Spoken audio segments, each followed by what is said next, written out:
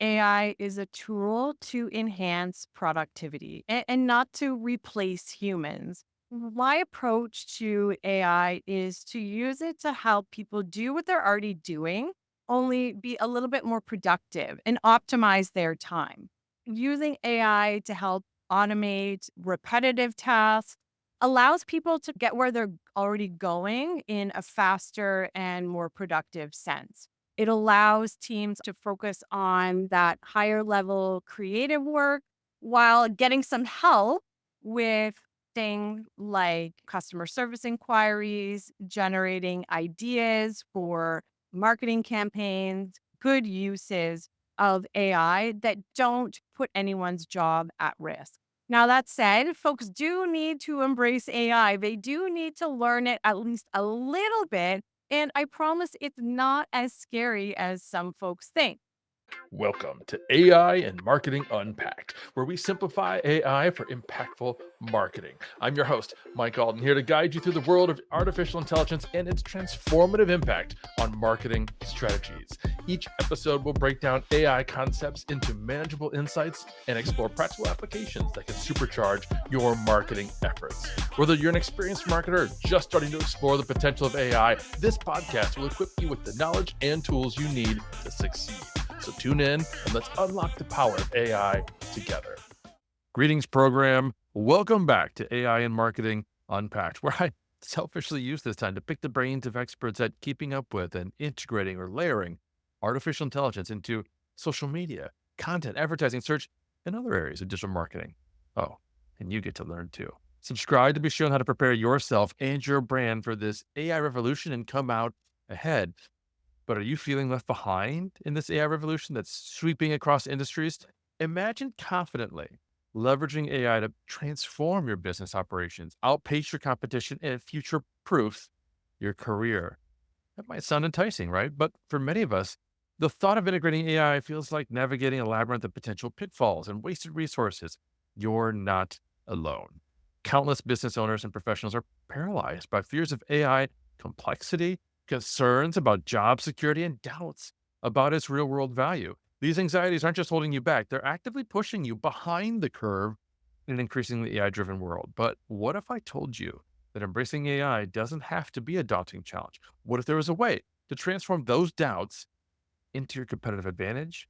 Today, we're going to flip the script on AI anxiety and show you how to harness its power, revolutionize your business and career, regardless of your industry or technical background. Joining us today is Emily Bailey, a digital marketer and AI trainer, speaker, and professor with over 15 years of industry experience, recognized as a top artificial intelligence voice on LinkedIn and a member of the Canadian Marketing Association. Emily works with organizations across Canada to leverage marketing technology effectively. As a part-time professor at McMaster University, she advocates for a human-first approach to AI, focusing on complementing rather than replacing human talent. Emily's unique perspective and extensive experience make her the ideal guest to help us understand and overcome AI resistance in business. Hey, Emily, welcome to the show. Thank you so much, Mike. Thank you for having me. Pleased to be here. So excited to dive in. But first, could you just share what inspired you to focus on helping businesses, global businesses, overcome their resistance to AI? Absolutely. I've seen firsthand how transformative AI can be for small businesses, nonprofit organizations, and big corporations. And many businesses and folks in the industry, marketers and entrepreneurs as well, sometimes hesitate due to the fear or misunderstanding of what AI is and how it works. I wanted to bridge that gap and show them the real practical benefits that AI can offer. I also believe that our future in at least the marketing industry will be powered by AI. So I want to help folks prepare for that, navigate their careers with success, and build their brands and businesses in a sustainable way. Love that mission. Thank you for sharing that. Now, you mentioned transformative. Could you share an example, a success story maybe, where AI has had that kind of transformative impact on a company's operations or their bottom line, even? Absolutely. Well, folks here in Canada, where I'm based, and I'm sure in the US and other countries as well, are being expected to do a lot more and sometimes with less. I find people's schedules are more hectic than ever. They're trying to be as productive as possible and optimize their time. I worked with an organization which was a real estate company, and they were getting a lot of customer inquiries. Those customer inquiries are precious, of course, but that was taking up a lot of their staff's time, responding to the same types of queries over and over again. What they were able to do was to integrate an AI chatbot tool to free up their team's time so they could automate the responses to some of those initial inquiries, craft responses that are personalized and appropriate to the customer and what they're looking for. And this reduced their response time by 80%. This helped to free up their team's time, boost their sales conversion significantly, but more importantly, giving them the time and space to focus on those higher level tasks, those in-person meetings, those showings, those deals, those pieces of the role in the company that require that human to human interaction. So in a sense, they were able to, boost their revenues because they were able to focus on those higher value tasks and get AI to handle those lower, I don't want to say lower value, but those more frequent and more often needed customer inquiries. Yeah, that is such a great example. And folks, our previous episode, we did a whole deep dive into AI chatbots with Kelly Noble Mirabella. So I'll share a link to that episode in the show notes. But I'm wondering, Emily, was there a particular tool that they used for building those chatbots? Yeah, That they you used recall? the Zapier tool. They used the Zapier Oh, interesting. chatbot and had good success with that. Yeah. Very cool. I'll have to take a look at that. I haven't really played with Zapier too much. I'll have to do that. But let's go back to kind of the whole premise of the show, right? We're talking to folks who may not be comfortable yet using AI. Maybe they don't have a lot of authorization or support from their company. Maybe they're afraid for their job, and they're kind of taking that perspective. Well, if I don't look at it, I don't talk about it, I don't touch it, maybe it won't actually impact me. But of course, we know that's not true. So how do you typically address that fear of job displacement when you're talking about AI to entire organizations? I emphasize that AI is a tool to enhance productivity and not to replace humans. There certainly is that fear that, the robots are going to take our jobs, or if my company realizes that they can get AI to do some of the work that I'm doing, does that make me less valuable? These are concerns that I hear often, and you hear them as well, Mike. So, my approach to AI is to use it to help people do what they're already doing, only be a little bit more productive and optimize their time. So, using AI to help automate or speed up repetitive tasks allows people to kind of get where they're already going in a faster and more productive sense. It allows teams also to focus on that higher level creative work while getting some help with things like, customer service inquiries, generating ideas for marketing campaigns, perhaps generating some copy that they can then finesse with their staff and use in their marketing materials, maybe some outlines for presentations. Things like that are good uses of AI that don't put anyone's job at risk. Now, that said, folks do need to embrace AI. They do need to learn it at least a little bit. And I promise it's not as scary as some folks think. Many folks who attend my workshops and training sessions are new to artificial intelligence. And during the session, we work together on a task. We'll open up ChatGPT, for example, and use it to complete a task. And folks are often surprised by how easy it is to get started. And they realize it's not as scary as one may think. Can actually help them do their work faster, and they can use it as sort of an assistant. Yeah. In fact, we're recording this in September. Just a couple of months ago, Microsoft came out with their AI assistant, right? That was supposed to kind of sit next to us and be ever present in the Microsoft family of apps, and they called it Copilot. which I thought was just brilliant marketing and branding because by labeling it a co-pilot, we're defining it as it's not the pilot. It's not going to take over flying the plane. It's going to sit next to you and help you fly the planes. But I want to get your take on something, Emily, because I recently posted to LinkedIn. There was a collaborative article talking about this very topic, people who are scared for their jobs. And I said something to the effect of, the fact is, some jobs will go away with the advent of AI technology because it's not a explicit tool like Canva or HubSpot. It's a layer of technology like electricity or the internet that's going to be infused in every aspect of society. And just like we no longer have gas lamp street lighters who are walking the streets of our cities at night because we don't use gas for that purpose anymore. And we don't have stables throughout our downtowns because people aren't using their horses to get to and from. There are some jobs, I think, that will end up being eliminated by AI technology. Do you agree with that sentiment? I do. I think some jobs over time will sort of fall away or be displaced by AI, and I'm not afraid to say that because I think people need to know and they need to be prepared. It's not going to happen tonight, it's not going to happen tomorrow, but this is something that folks should be aware of and adapt to.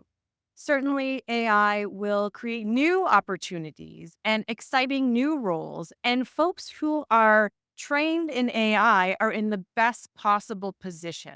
So I emphasize that with my students, I emphasize that with my clients. The best thing you can do is start learning AI and pay attention to the developments in the industry, pay attention to the new tools and features as they come out and work that into your schedule. I know some people feel overwhelmed by the pace of change, but the best thing they can do to prepare for an AI driven future is to bit by bit learn and become more comfortable and more familiar with these tools. Fantastic sentiment. I totally agree. And if we're talking about overwhelm, let's specifically talk to the leaders of some of these organizations, the business leaders that you're talking to or that I'm working with, CEOs, owners, and so on. They're feeling overwhelmed. They're feeling like AI is complex. They're potentially feeling like AI is expensive and it's yet another project and that sort of thing. What is your advice for folks who are in those kinds of situations? It's a great question. And I'm glad we're speaking about the reality of what's going on out there in the marketplace.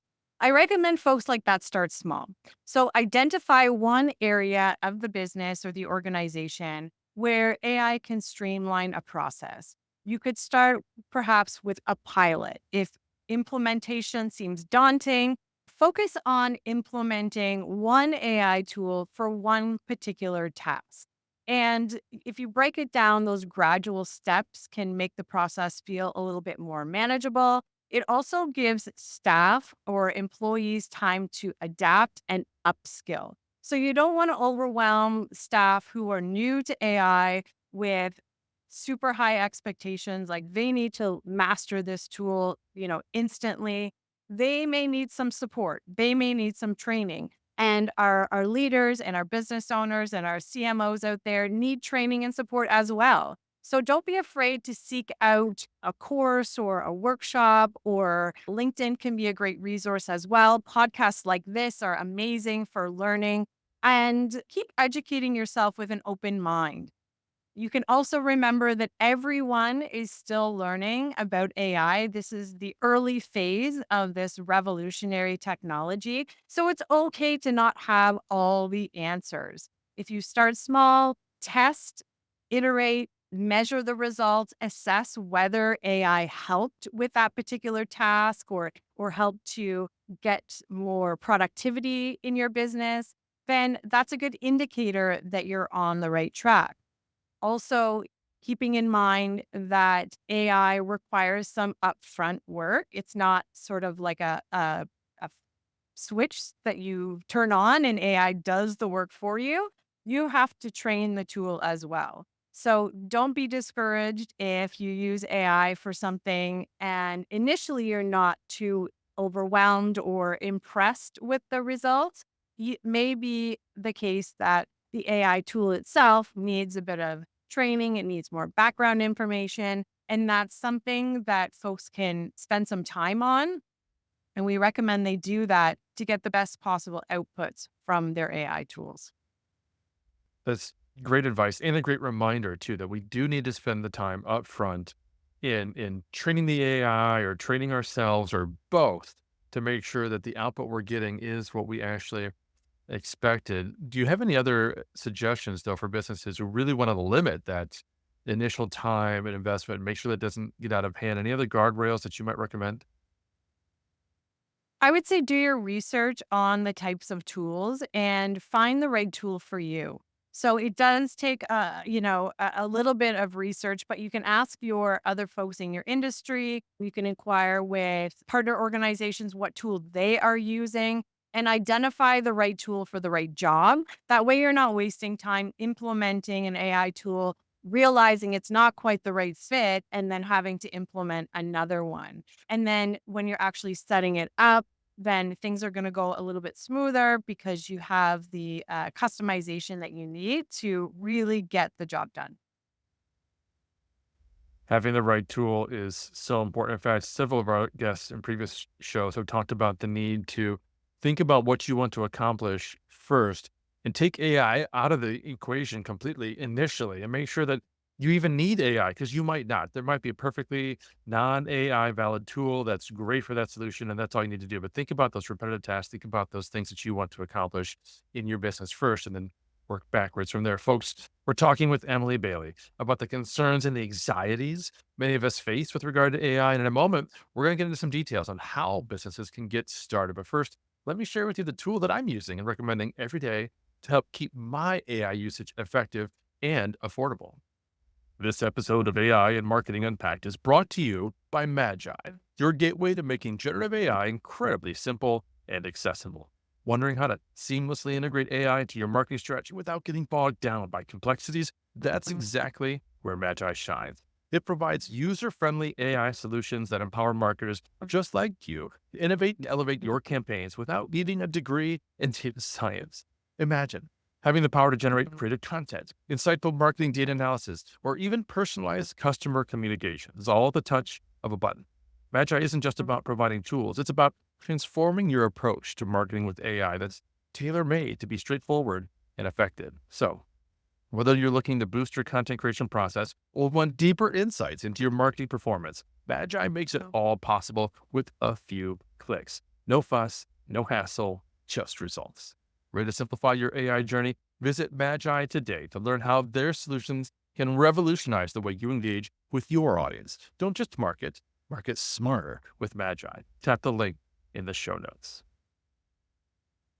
So, Emily, I do want to get into some implementation steps, but before we do that, I think a couple of things we want to cover first. The first of which is misconceptions. I think we should dispel some of those. What have you seen in terms of misconceptions about what AI can do for businesses? Maybe ones that you're encountering frequently with your clients that you work with. A big misconception is that AI is only for tech companies. In reality, businesses in any industry can benefit from this. And from automating tasks to improving customer experiences or helping to create social media content, many different industries and many different verticals can benefit from AI. You don't need to have a technical background to get started in AI. I've worked with entrepreneurs and business owners from so many different industries that have been so excited by the possibilities that AI can bring to their business. Another myth is that AI delivers perfect results. And I think folks who have not had a lot of experience with AI sometimes see things out there online and they think, well, that was generated by AI. AI did all of that. And that may be the case. Certainly, we're seeing more AI generated content on social media platforms like LinkedIn and Instagram and so on. But there's this myth out there that AI just does it all for you. And it's sort of like the click of a button and AI just does it. AI systems are very powerful and can be very powerful, but they can also make mistakes or produce outcomes that are not as high quality as a human might do.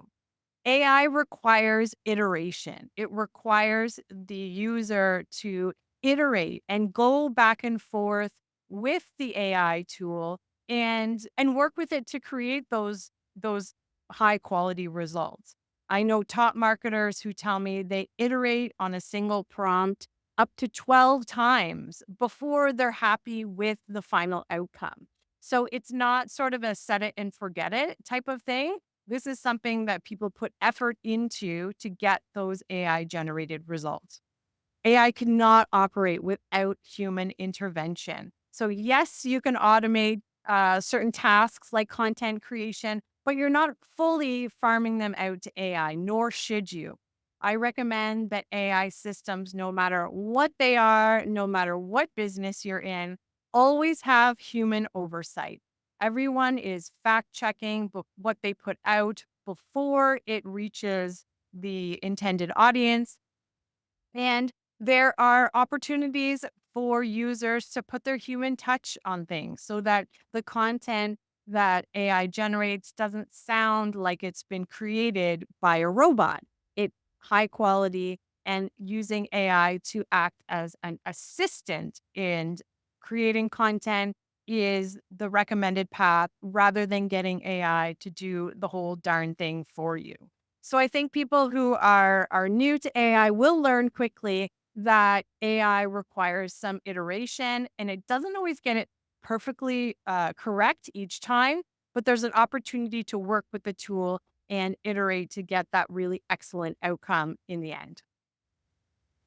You are absolutely right about generative AI and the need to have human involvement. One of the really cool things that's happening today, again, I said we're recording this in September. We don't typically talk a lot about news in this particular show, but in this week's episode of the Artificial Intelligence Show with Paul Raitzer and Mike Kaput, they were specifically talking about OpenAI's roadmap and how we're on basically level of one of artificial intelligence in their perspectives. And once we get to like level two and level three, then we start to get into a scenario where AI exists at a system level.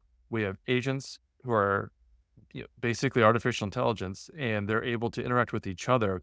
And one of the key differentiators between that level and where we're at today is that those agents will have been trained to be flawless. They will begin to be able to self check and understand when they're doing something wrong or when they've jumped to the wrong conclusion. And it was a fascinating conversation, this podcast episode, about how they're having to train those models differently than what they do today. Today, they just feed them information and the AI learns through probability what probably should happen next in any kind of sequence of conversations. But now they're training it to do mathematics, which today's models can't do. Strangely, if people think about how powerful they can't do math because they don't know how to do the work. They only know how to look up an answer or create or hallucinate an answer. To your point, but that is changing very, very soon, that we'll be able to rely on our AI agents to execute actions flawlessly. Doesn't mean we need to take humans out of the scenario. That's not what I'm saying at all. But it's really fascinating, I think, where we're going. But to your point, today, we can't always trust AI to come up with the right answer. So, how do you build trust in AI systems and their outputs, particularly when you've got skeptical team members or clients? I focus on transparency. So, first, explaining how AI systems work, testing it on small tasks first. A pilot project is a great place to start. A small task when you're not feeling the pressure of a deadline, and assessing those results. Success with small tasks will breed confidence in the organization. And sometimes AI users are the best advocates to their colleagues. They'll get really amazing results from the AI systems that they are already using, and their enthusiasm they can share with their colleagues, with others in their industry, and people can learn from one another. So training is important, support in the workplace is important, and for employees in larger organizations, I think it's important for them to know that their bosses are on board. There's a lot of folks out there right now who are using AI sort of off the side of their desk. Their boss may know that they're using AI. Their boss may not know that they're using AI. Heck, their boss might not care as long as they're meeting their deadlines and creating, good quality work. Building trust sometimes can come from the leadership within an organization. So if someone at the top is sort of saying, okay, we are going to embrace new technologies in this organization, and here are the guardrails. Here are the policies for AI use in this organization. We encourage folks to use AI for, certain things and tell the staff what those things are. And then also let them know there are things perhaps that folks should not be using AI for. And there are precautions and privacy and ethical consideration that employees need to be aware of as well. So I think the culture of innovation in an organization is super important as we move forward with more AI adoption across all industries. And sometimes those leaders can really set the tone for the other folks within the organization. That can help to build trust. That can help to overcome any skepticism or hesitation that folks may have, and offering support to them if they have questions or concerns that they feel comfortable raising those or expressing them can really help folks to get on board and embrace this amazing new technology. I had to laugh when you were talking about employees using AI with or without their boss's knowledge or even consent, because I've definitely seen that. I've been in that situation. It's not a great place to be because you kind of want that organizational support and awareness. And there's so many other reasons why organizations should be paying attention to where AI is going and how it's going to impact the company, not just the individual employees, but the entire company and industry. But I want to go back to something you touched on earlier. You talked about pilot program for businesses. And, we've been talking about overcoming objections and anxieties and how to start. Could you walk us through kind of a sample AI implementation process is particularly geared for like a small business or even a startup? Absolutely. So I find folks tend to start with using AI for social media. So social media is a big job. Anyone who's been a social media manager or worked in an agency knows that managing multiple platforms, adapting content to various different platforms, and fueling those social channels on a continuous basis can be very time consuming. Now, I'm not here to say you should get AI to do all of your social media content for you. That's not the place to start.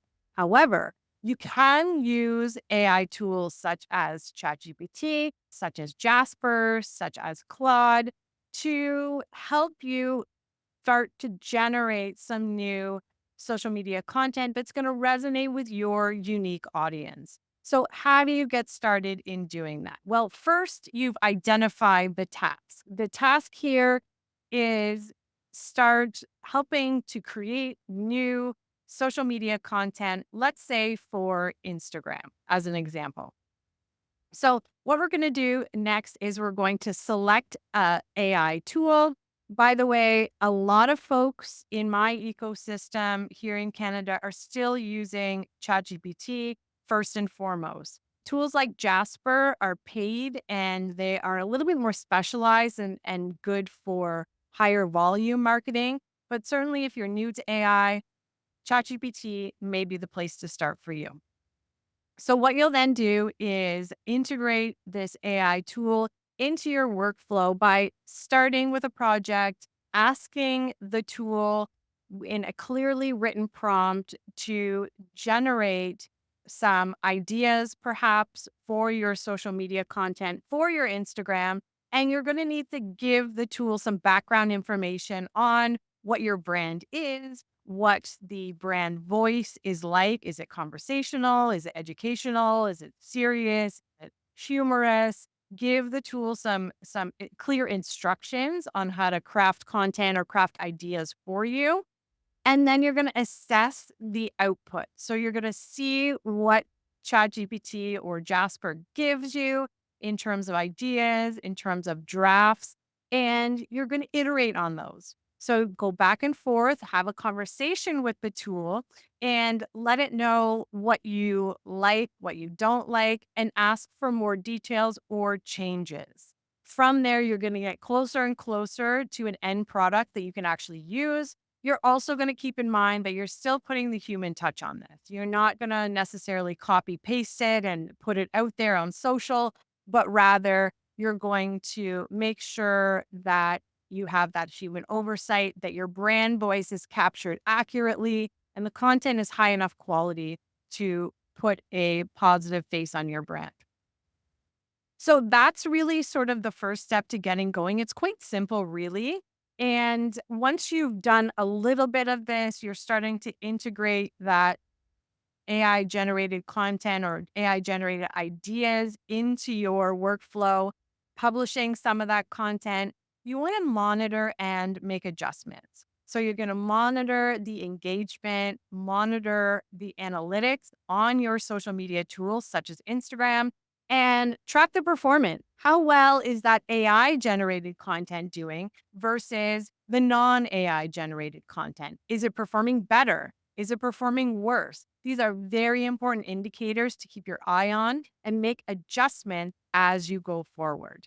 So, going forward after that, you're going to make any adjustments necessary to ensure that AI is enhancing your social media presence without sacrifice any quality.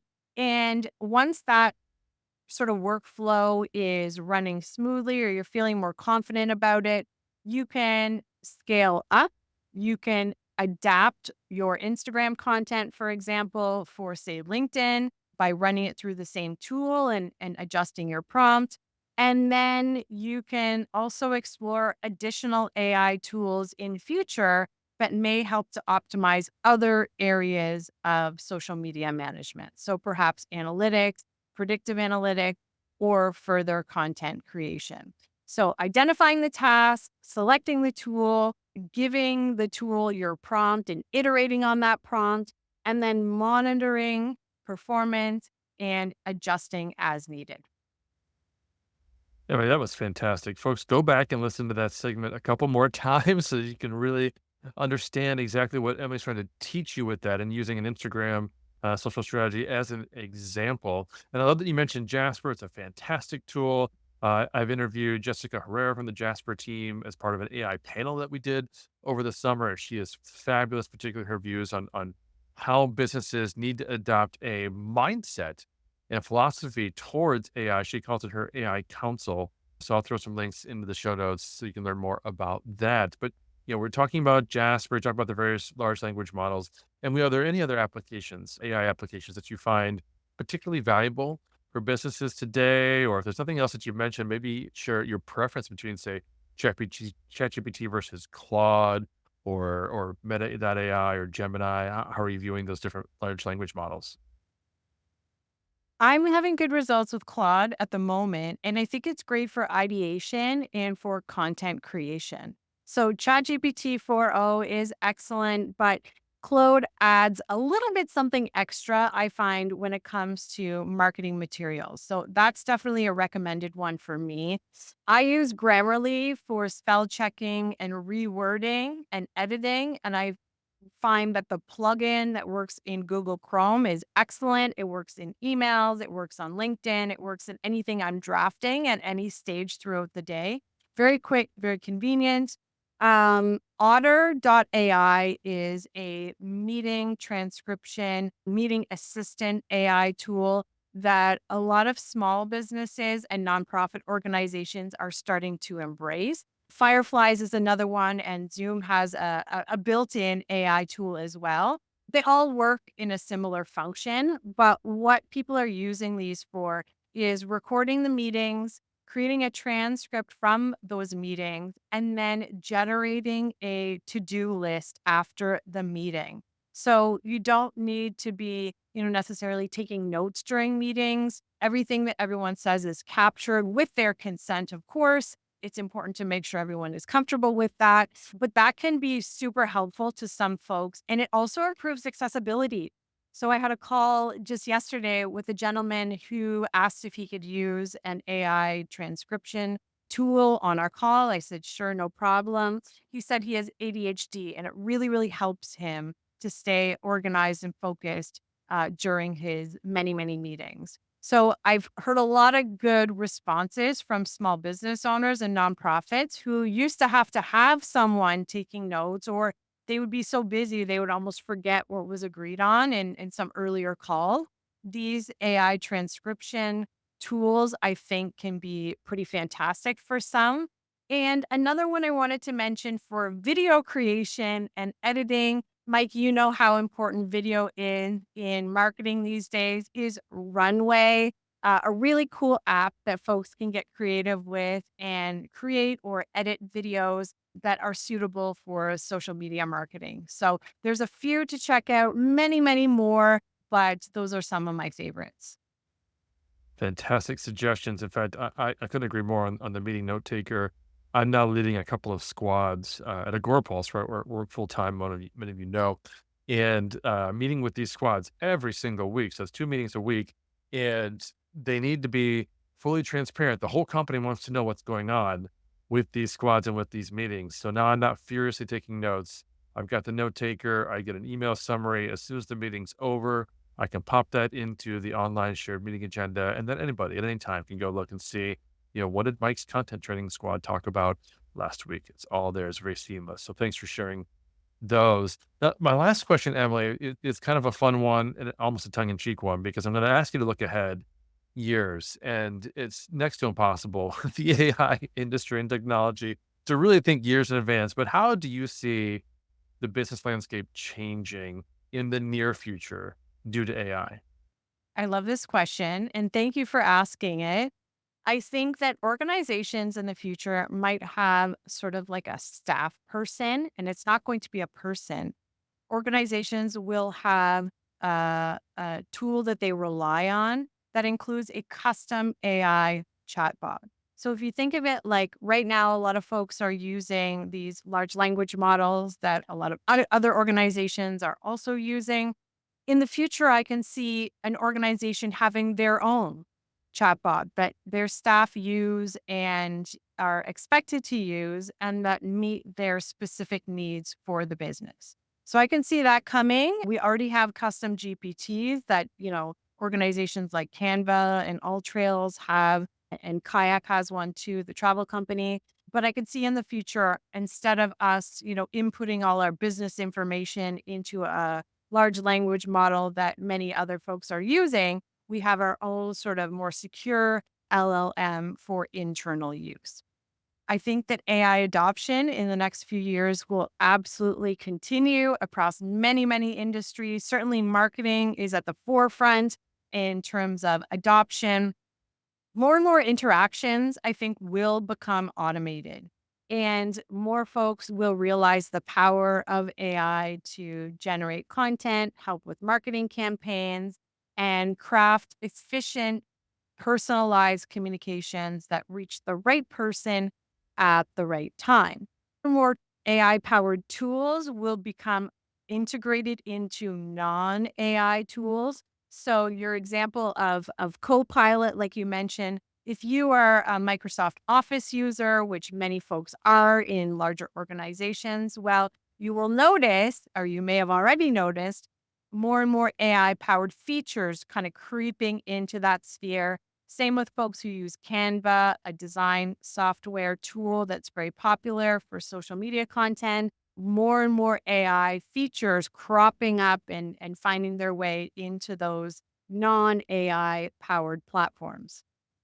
I can also see at the same time, Mike, a little bit of a perhaps resistance to AI generated content. Now, you and I work in this space, your listeners are active in this space. So sometimes you can kind of notice when content on social media is generated by AI. Sometimes the language that's being used is typical of AI, certain catchphrases, certain cliches, let's call it, tend to appear sometimes over and over again. And those are dead giveaways that folks are using AI and perhaps not iterating enough on their particular task. So, authenticity, I think, will become more important as folks notice more AI generated content in the online world. There will be perhaps a movement where people might really want to preserve that human to human touch, that authenticity. So I think brands will monitor how well their AI generated campaigns are doing And they will assess whether that's working for them. Is that resonating with their consumers or not? And what adjustments do they need to make? I'm not necessarily predicting a backlash against AI generated content, but I know that some brands, such as Dove, the beauty soap company, have said we will not use AI in our advertising campaign. And this is very smart because their brand represents authenticity and body positivity and so on. So if they're using AI and people notice, that can spark some distrust. So I think brands are smart, marketers are smart, and will continue to monitor this space and test and see how well these AI campaigns are working. And we'll see more AI tools enter the marketplace that will do more impressive things as the technology advances. But at the end of the day, all businesses will want to make sure that what they're doing is truly working and truly resonating with their customers. So it's a really cool space to watch. I can't wait for the future of all this. There are lots of questions that still remain, but certainly the future for folks who are educated in AI or willing to learn AI is very bright. Love that assessment, Emily. And I really found fascinating your points about developing our own internal, AI, bots or language models. At Agorpulse, one of those two squads that I talked about is a squad where we're building a repository for our sales team of all of our best customer stories and comparison pieces of content and ebooks and things that a sales rep would need. But we have so many of those pieces of content at Agorpulse, things we've been creating for years, they can't possibly learn them all and keep them all at the tip of their tongue, but they could go to Slack and they could ask the AI, do we have any stories about a customer who switched from this product to that product or whatever, and had that surfaced for them. So for those of you who aren't quite following what we're talking about, when we talk about like OpenAI's ChatGPT or Google's Gemini, these are large language models that have been trained on, just immense amounts of information. But you can have smaller version of those that have just enough training to understand speech and communication, but the data that they would draw answers from, you provide them. To your point, Emily, it could be, business information, customer support articles, and so on.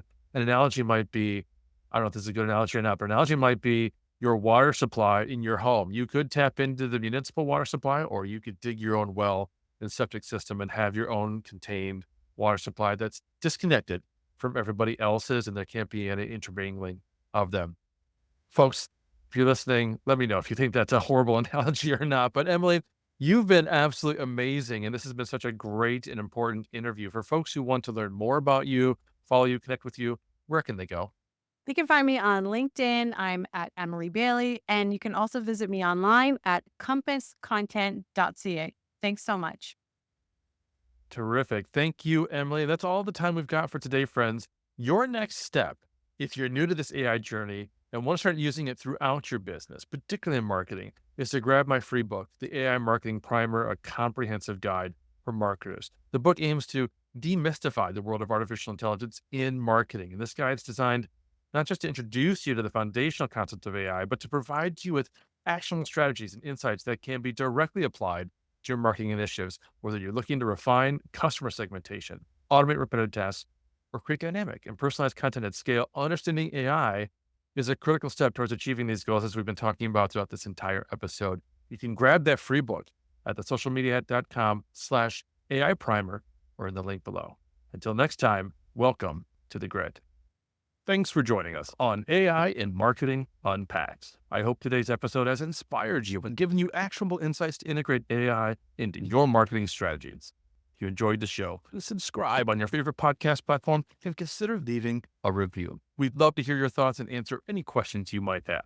Don't forget to join us next time as we continue to simplify AI and help you make a real impact in your marketing efforts. Until then, keep innovating, see just how far AI can take your marketing. Thank you for listening and have a fantastic day.